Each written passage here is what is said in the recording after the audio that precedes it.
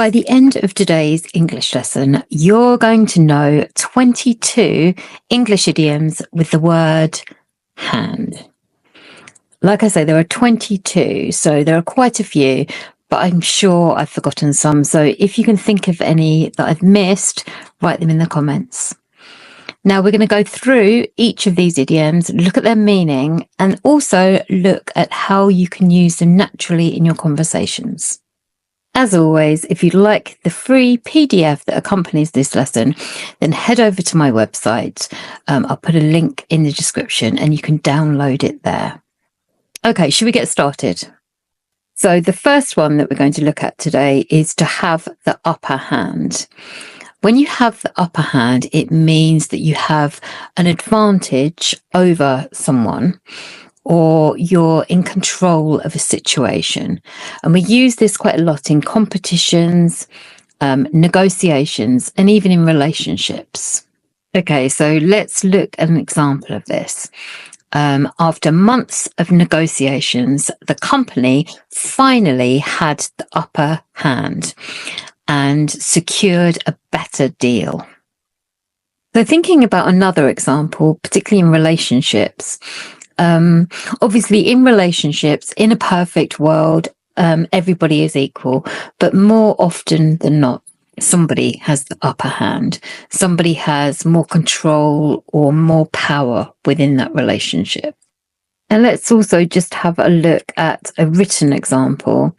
This is from the New York Times from 2019, I think. If you have a look, it says, "Don't scoff at influencers. They're taking over the world." And then it says, "As social media expands its cultural dominance, the people who can steer the online conversation will have an upper hand. They will have the power." So the next idiom with hand is to lend a hand. And when you lend a hand, you're simply helping somebody. It's a common and friendly way to offer assistance. For example, could you lend a hand with these boxes? They're heavier than I expected. And you could reply, "Yes, of course, I'll lend a hand." We also say, "Give me a hand." So sometimes when I get home with some shopping, I'll say to my daughter, "Will you give me a hand with these bags and help me to put away the shopping?" Number 3 is to be caught red-handed. And this means to be caught in the act of doing something wrong. And we often use this in criminal situations. So, for example, the shoplifter was caught red-handed when the security guard spotted him putting the bottle of champagne in his bag. But we can also use it for more innocent situations. I was caught red-handed taking the last cookie. Number 4 is to have your hands full. Now, this one is used quite a lot, especially by busy parents. When you have your hands full, it means that you've got a lot on your plate. To use another idiom, you're busy. Somebody might ask you to do something and you say, "Sorry, I can't at the moment. I've really got my hands full." You can have your hands full with all sorts of responsibilities, albeit at work or family responsibilities. You can use it in lots of different situations. Imagine you're trying to carry lots and lots of stuff in your hands, and you're finding it hard to manage, hard to cope. You've got your hands full. The next idiom is a little bit dramatic. It's to wash your hands of something. And when you wash your hands of something, it means you want nothing more to do with something. After months of trying to fix the project, he just wanted to wash his hands of it and pass it over to somebody else. He'd had enough. He wanted to step away. This is a really good one for when you've had enough of a problem and you just want to move on. Wash your hands of it. Moving on, the 6th idiom that I've got for you today is a safe pair of hands. And if you describe somebody as being a safe pair of hands, it means they're reliable and trustworthy. The project is in a safe pair of hands with Lucy. She'll get the job done. This is great for talking about somebody who is dependable. They're a safe pair of hands. Okay, let's look at idiom number 7, to put your hands together for someone or something.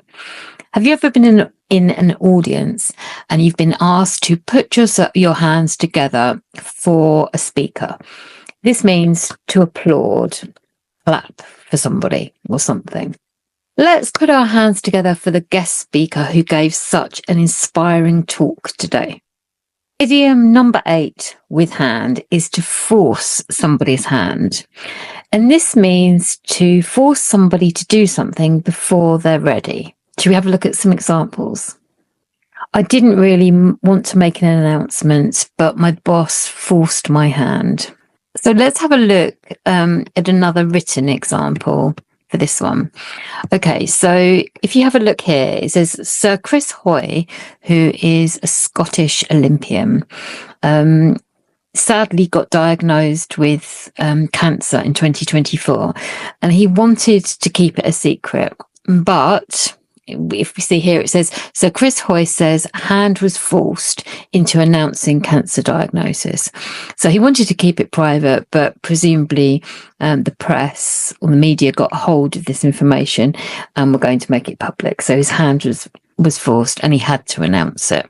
The next idiom that I have for you today is to bite the hand that feeds you. This is when somebody is ungrateful or betrays somebody that is helping them, that is feeding them. So for an example, criticizing his boss in public was biting the hand that feeds him. Idiom number 10 is to try your hand at something. And when you try your hand at something, it means that you give something a go, particularly if it's something new. This one is often used when we're talking about trying something that's really quite manual, that uses where you use your hands. So you might say, I've never been very musical, but I decided to try my hand at learning the guitar. Or I decided to try my hand at watercolor painting. Number 11 is your hands are tied, or to have your hands tied. And this means to be restricted from doing something because of rules or regulations. I'd love to help, but my hands are tied because of company policy. It's a good way to explain why you can't do something, even if you want to do it. Your hands are tied. Idiom number 12 is to put your hand in your pocket. And when you put your hand in your pocket, it means that you spend or donate money. Perhaps you do it willingly, or maybe you do it reluctantly. He reluctantly put his hand in his pocket, meaning that he didn't really want to. She generously put her hand in a pocket to support the charity. Idiom number 13 is to live hand to mouth. And this means that perhaps you earn enough money just about to survive, but with no extra for savings. So literally you're earning money and then you're spending it on survival, on food, from hand to mouth, just to get by. After losing her job, she had to live hand to mouth for a few months. Idiom number 14 is to know something like the back of your hand. And this means to know something extremely well. She knows the city like the back of her hand. Number 15, I think I already mentioned this when I was talking about to lend a hand, but it's to give a hand. And you can ask somebody to give you a hand to do something. It means, will you help me to do something? So my daughter might say, can you give me a hand with my maths homework? Do you think you could give me a hand with sorting out the details for this project? Number 16 is to hand it to somebody. And when you hand it to somebody, it means that you acknowledge their success. You have to hand it to her. She did a fantastic job on the project. It's a good way to compliment somebody's achievements. Idiom number 17 is to change hands, and this idiom means to move from one owner to another. The antique shop changed hands several times over the last 10 years. This one is often used when we're talking about change of ownership with businesses. Idiom number 18 is to have a hand in something. If you have a hand in something, it means that you're involved in something. He had a hand in designing the new software. She had a hand in writing the screenplay. When you have a hand in something, it means that you weren't in full control of something, but you were part of the process. You were involved in the process. Number 19 is to play into somebody's hands. When you play into somebody's hands, it means that you accidentally help somebody who is against you. So, for an example, by getting angry, you're just playing into his hands. You're actually giving him an advantage by getting angry. It's his plan is working. This one is often used in competitive sort of situations, or where there's some sort of attempt at manipulation. So we're on to number 20, nearly at the end. Number 20 is to take matters into your own hands. And when you do this, it means you take control of a situation and sort it out yourself. She was fed up of waiting for her colleagues to sort out a work night out. So she took matters into her own hands and planned it herself. When you take matters into your own hands, it often suggests that you're frustrated at waiting for something, and that's why you take control of the situation. Number 21 is to be an old hand at something. If you're an old hand at something, it means you've got lots of experience at doing something. He's an old hand at sailing. He's sailed since he was a boy. She is an old hand at dealing with parents. She's worked in education for all of her life.